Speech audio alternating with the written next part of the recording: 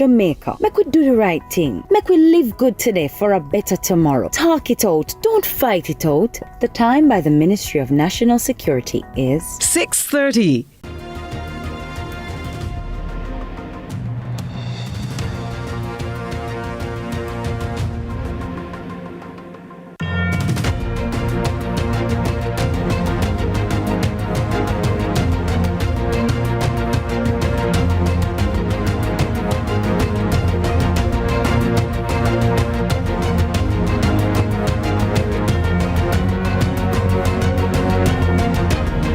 Good evening and welcome to Lead Story. My name is Nika Lewis and we'll be talking about two major topics this evening. But first up on our agenda is the Prime Minister's swearing-in ceremony that has recently concluded here in Kingston. And we want to share with you some of the major happenings from that, the Prime Minister's inaugural speech. We will be talking a little bit more about that. But for now, we want to share with you the speech where he shared plans to work with the opposition as well as to create more reformation of sorts in government. So let's take a look. I look forward to continuing the work with all stakeholders, the National Partnership Council, the church, unions, youth, the business community, and civil society generally. Let us all work hand in hand to build the progressive and prosperous Jamaica we all want. Yes, the Prime Minister there announcing his plans to work with the opposition, to work with all the major stakeholder groups. That was just one of the critical points that he expressed in his speech as he was sworn in today at King's House. And so we would have heard him also talk about plans to put aside the election that has just ended, to join forces to ensure that poverty will be eliminated in Jamaica and so many other things. But we have that and more later on at 8 o'clock with Giovanni on Lead Story Prime. So we will be throwing perhaps to a few more of those clips, and then we will remind you that the Prime Minister is bent on eradicating poverty, as we mentioned earlier. In this next chapter is to spur economic growth. Growth that lifts every household across the length and breadth of Jamaica out of absolute poverty.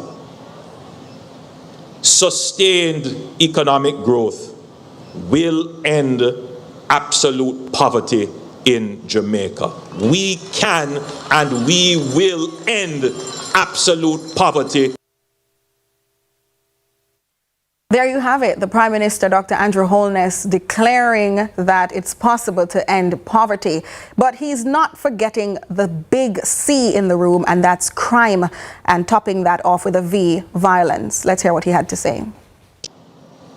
My administration will mobilize this effort. And I believe the challenge of social violence should be taken out of the political space and treated as a matter of national interest. This is also imperative, and I will be reaching out to the leader of the opposition to work out how we can, as a country, unite against violence. Right, so that Jamaica may under God increase in beauty. But with that, we take a break. Stay with us. There's so much more on the other side of Lead Story.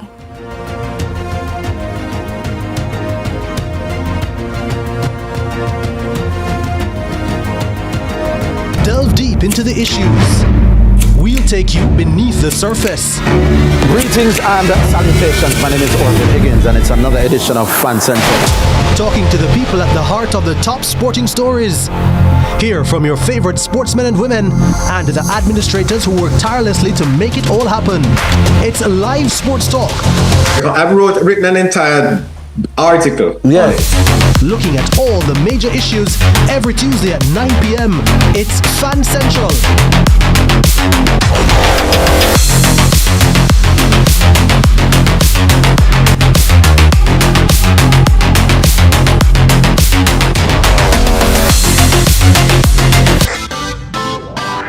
Every dream conquered is another dream game. I land and I fly again like a jet plane. Headed straight in your direction. 'Cause I'm wiser, one step closer. I'm winning 'cause I work so hard. And the music keeps on playing, and the people them I say we are my show tonight. Oh, what a feeling! Don't stop dreaming. Keep on believing in the power of the feeling. Whatever you want, take a chance. Song in your heart, step in your dance. You got a spark, don't fit it down, shine your lights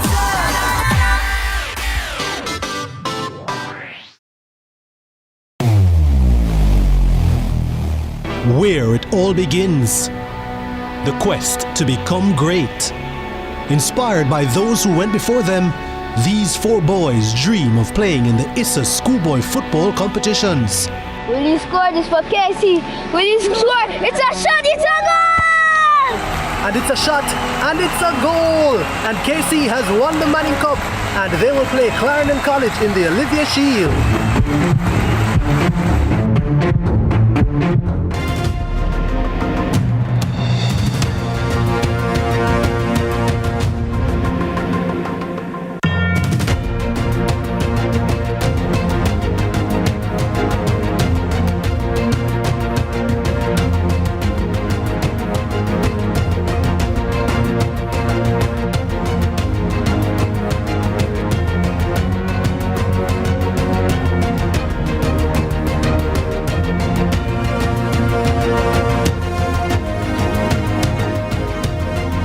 Welcome back to Lead Story. I'm Nika Lewis. If you're just joining us, we're switching over now to sports, where we're discussing Jamaica's medal tally at the World Athletics Championships. So Jamaica has copped silver and bronze at the 110-meter hurdles, and this is at the 2025 World Championships in Tokyo. My guests who will be discussing these developments and all the other updates coming out of those games: Fitzroy Dunkley, he's a former Olympian and he's also a track and field analyst; Jordan Fort, or in-house man, executive producer of sports content. Welcome, Jordan. I'm biased to you. You're in-house. Thanks for having me again, Nika. Of course, as you said, Jamaica winning 2 more medals today, 110-meter hurdles. We spoke about this yesterday on the show, and Giovanni asked, where's our next medal coming from? I said men's 110 hurdles. I didn't expect, though, that Jamaica would cop 2 medals in the men's 110 hurdles. I was expecting one of our athletes to be on that podium. But boy, Orlando Bennett, Tyler Mason came up big time. Silver and bronze in the 110 hurdles, I think, is more than most people. If people are being honest with themselves, Nika, more than most people actually predicted for Jamaica in that event. Right. Mr. Dunkley, I want to bring you into the conversation, because who did you see on the tally, and did you foresee 2 medals? Well, first of all, thank you guys for having me. I appreciate talking about track and field, something I did, all my career. And of course, I am a little biased when it came to Tyler Mason, who's the first former Jamaica College man. Tyler Mason, I believe, is the first Jamaica College athlete or former athlete to medal in an individual event at a global championship. So congratulations to him. I mean, for me, I always thought Orlando Bennett was underrated. So, I mean, Jordan might disagree with me, but I was one of the people that foresee multiple medals here, especially looking at how confident Tyler was. I mean, Tyler was a very successful junior athlete that was at Jamaica College around the time when he was there. Seeing him come through all these years and hold on to come now over 10 years later to get cup a global medal, I could see that happening in Orlando Bennett. He's just always been in the mix. This is not his first time in a finals on the stage, so I could see him doing that. So I definitely was confident in multiple medals coming from this, as for seeing how those guys were. How difficult is it, Fitzroy, for the transition to occur? You mentioned that you were at school with Mr. Mason at Jamaica College, and we say kudos to the teams that have been building out these youngsters from such a fresh and young age. But how difficult is it to transition from high school track and field to international level works like these? Yeah, it's tougher than most people think, right? I mean, I don't think we'll have enough time today. You know, Jamaica will probably get bored of going into the ins and outs. But I would say most of the difficulties doesn't come from on the track. It actually comes from that transition, that life transition, right? So you're moving from a high school person who, you know, somebody used to take care of you. Now you're having this professional athlete. You can do what you want. You know, you can party. You could, you know, you have to choose to be disciplined. So you look at all the people who end up making it successfully. These are the people who are end up being the most disciplined. That without those guardrails, you know, you don't have your parents to tell you what to do. So it's difficult, but it's mostly on yourself because a lot of people have talent. A lot of people that don't make it, they also have talent. So sometimes it takes a little longer. Sometimes there's things that you can't avoid. Somebody like Tyler Mesa who has to fight injuries. It takes some mental fortitude to fight through that. And as I said, you know, it's been a number of years he's been fighting through it, and he's just one of those people who was able to battle it, stay disciplined, and now come out on top. And so we congratulate these youngsters, by the way, because we are in similar age range some of the times. When we see some of the athletes we can relate to, we are thinking, oh my God, that's my classmate. How big is the support? And I want to bring you in on this, because how big is the support from our local fan base for these young athletes who are set to take and fill huge shoes like those of Usain Bolt and others who have come before them? Locally, it's there. Sorry about that, Fitzroy. Yes, for sure. Of course, the athletes will always tell you no support is too much. And I think when you use the word support, generally speaking, we're thinking of financial support because it is quite expensive. Is the other thing I'm sure Fitzroy can attest to as well for a professional athlete. As he said, when you're a junior or when you're a high schooler, you're being taken care of by your school program, which many of these school programs are funded by alumni associations. Yes. And some of these alumni associations have various chapters, meaning they have abroad in the diaspora, and they're sending, you know, tens of thousands sometimes of US dollars to fund these programs. So all of a sudden now, you're a senior, you sign a professional contract, and now you're responsible for yourself. And you're not just talking about nutrition, you're talking about your health, and you're talking about when you get injured, if you also require surgery. And that's Who puts that bill? You're a professional athlete. Wow. So you are responsible for your own expenses. Now, the way the Jamaican system is set up in some cases, that can be taken care of because you have club structures, formalized club structures like MVP Track and Field Club, which we know, you know, Paul Francis is the head coach now, formerly headed by Stephen Francis, who's still very much a part of the program there. And you talk about the Racers Track Club, headed by Glenn Mills. You talk about Sprint Tech, which is based at GC Foster College. And then there are more programs now popping up. I don't want to use the word popping up as almost as a derogatory term. I mean, just more programs, you know, springing up across the country just because of the success of these programs. And in some cases, these club structures can help with guiding the athlete and performing some of those duties and helping to relieve the stress. But really and truly, if you're talking about the black and white, the nitty-gritty of it, Nika, it comes down to you as a professional now to be in charge of your own future, really. You're talking about anti-doping, for example. You have to make sure your whereabouts are filed properly, in a timely manner. You have to make sure you're there when the testing agents turn up.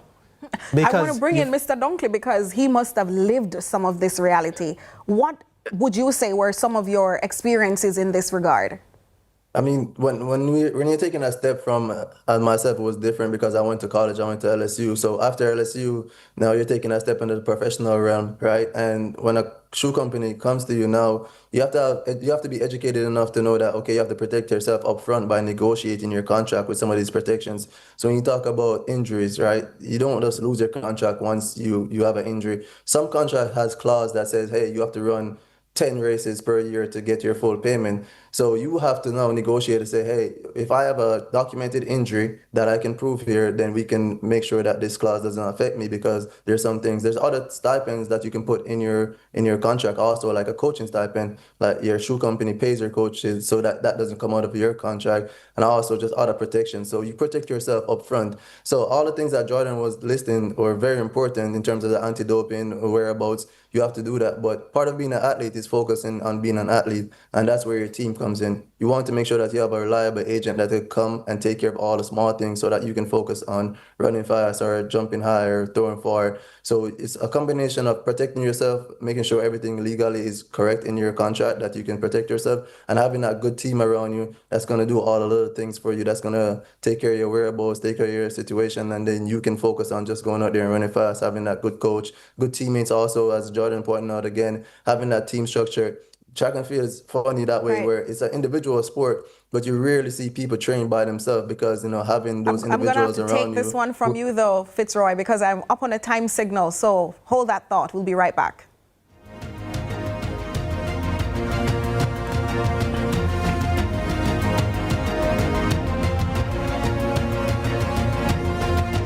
Is paving the way to becoming a republic, or future or choice. The time by the Ministry of Legal and Constitutional Affairs is 6:45. When the bus the man, I want to watch my son play finals for CVM, you know. But mums, you can't watch it on CVM website, man. Score! My son score! My son score! My son score! My son score! greatness begins here.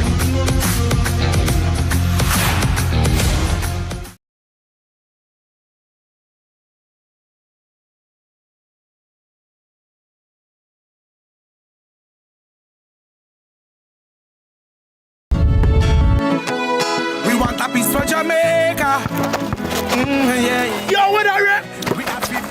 Oh man, none of that. Oh, no, brother, no. I'm not that. You see you ever play ref? No game, yeah, but I look a bad game. No, I said, Pearson, you come from, brother. I want to live good, man. I want to live good, Bridging. No shake on, I can play a little bad, Bridging. Really have to shake on? Yeah, man, and a badness, Bridging. Just live good, man. That's it. Come together as one and make the violence done.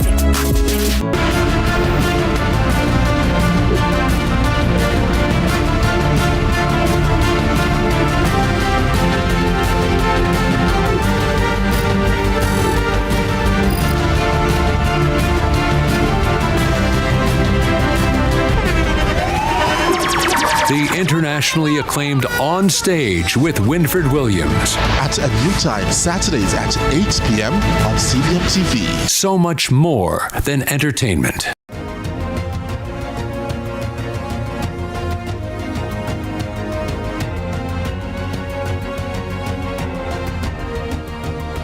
Welcome back to Lead Story. I'm Mika Lewis. We're discussing what's happening in Tokyo with our Jamaican athletes. And we're now going into the segment where it's all about what we've been mining. And we've been mining some medals. What's the latest with the medal tally?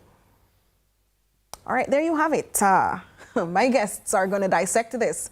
Fitzroy Dunkley, former Olympian and track and field analyst. We're looking at the medal tally. We're seeing here Oblique Seville.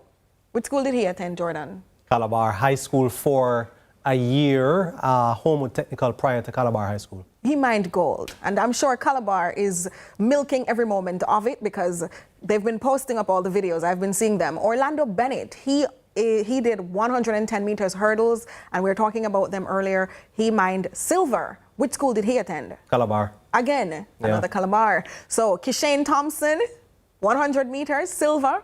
Which school? Garvey Maceo. Wow. Yeah. We don't hear a lot about that school in track and field, do we? Not necessarily, no. Wow, so he's a phenomenon. Tina Clayton, twin of Tia Clayton. Yeah.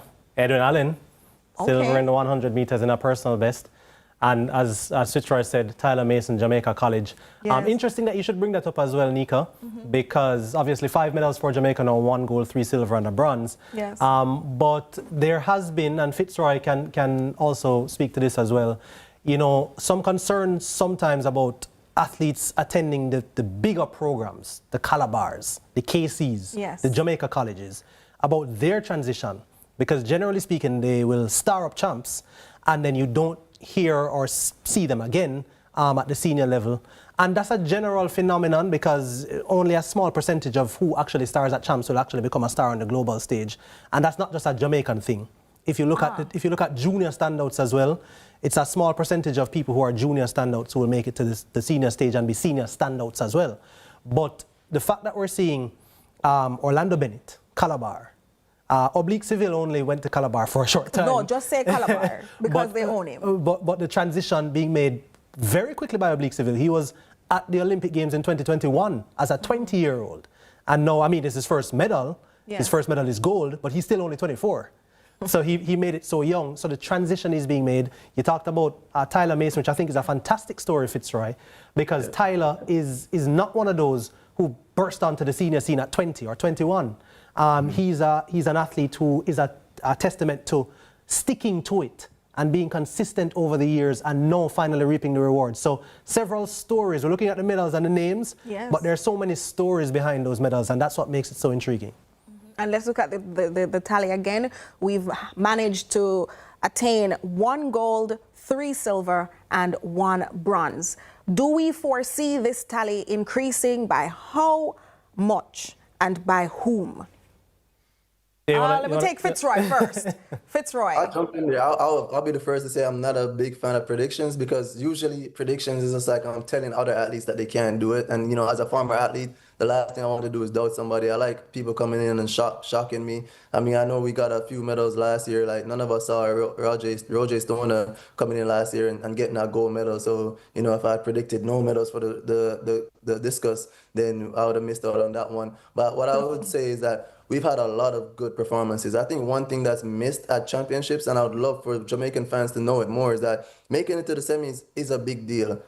We talk about medals, and obviously one of the great things about Jamaica is that we do have that high standard, and I don't want us to not have that. But I want people to realize that making it to the World Championships, for a lot of times, is 30 to 40 of the best athletes out of thousands that's attempting to go there. So once you're at the World Championships, you're already one of the greatest. You know, you equate it to being at the World Cup, right? And you're one of those 32 teams that's at the World Cup. You know, those are the best 32 teams. So even if you go out in the first round at the World Cup, you're still better than every other country that try to make it. So the World Championships, we're getting athletes to move up into the semifinals. And the more we move through the rounds is the more success that we're going to eventually see in the finals. So, you know, I love talking about medals. I love getting the medal tally up. But I love talking about the athletes who've made it there and who are advancing through the rounds. You know, there's some great athletes that, you know, they made it through to the semifinals, and, you know, they didn't make it to the finals. But that's a great story also. We look at Stacey Ann Williams, who ran a great PB in the 400, finally dipping under 50 points. She didn't make it to the 400-meter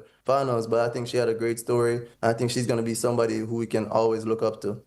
And if I can just add something there as well, Fitzroy, because sometimes making it to the final is just a function of which semi-final you end up in. Look back at the results from the men's 110-meter hurdle, since we're talking about it. Demario Prince, you know, first time on the big grand stage for Jamaica, he actually ran a faster time than Tyler Mason, I believe, to get to the final, right? But because his semi-final was so fast, I think he ran 13:22 and was eliminated at the semi-final stage, didn't represent in the final. Guess what? Tyler Mason gets there, I think at 13:27, gets a medal. He's a bronze. So it's a fantastic point you've raised. Sometimes these little nuances are missed just because of the format of advancing. So I agree with that 100%. But you asked But Nika, we're also a nation that's big on the medal. Right. We like to say, oh, so him go all that way and him never get a medal. No, him let me down, him let me down. We love to do that. So it's really important, as you mentioned, Fitzroy, for us to change that mindset as a people. Yeah, sorry, just a correction. It was Orlando Bennett who clocked 13:27. Okay. Made it to the final, of course, got a silver medal. Demario Prince 13:22 in his semi-final, faster than Orlando Bennett, did not make it to the final, misses a chance to get a medal. But yes, no, you're right. These athletes need to be celebrated and heralded as well. We've been spoiled ever since 2008. That was the golden period, that watershed period for Jamaica's athletics. Everything else now is judged on that. 2008, 2009 was brilliant. You come back 2011, great again. 2012 at the London Olympics, and then 2013 again at the World Championships. So every championships after that, we're expecting double digits now. It used to be that when Jamaica gets 2 or 3 medals, that was a big deal, celebrated. So true. Now we're expecting 10. But you asked about predictions, Nika. I agree with Fitzroy to some extent, but I'll also say the game we're in, people are always asking us about predictions. I predicted 10 medals. So far we're at 5, so we're halfway there. Do I think that we can get to 10 medals? Absolutely, yes. We talk about the women's 200 meters. We talk about the women's triple jump. We talk about perhaps even one of the 400 meters, either for men or women. There's a possibility as well. I'm looking at the women's 400-meter hurdles as a possibility of mining a medal. I get nervous for hurdles, honestly. Yeah, I do, but for the sprint hurdles more so. But not to forget, though, we talk about field events. 4 of Jamaica's 6 medals came in field events at the Paris Olympics last year. How many of those field event athletes do we still have? No, I'm saying, so the men's triple jump, Jordan Scott, you're talking about Tajay Gale in the men's long jump final, you're talking about Shanika Ricketson, Akeelia Smith in the women's triple jump final, you're talking about the men in the discus throw, but specifically Ralford Mullings, who is now the new national record holder and is the only Jamaican to have thrown over 72 meters.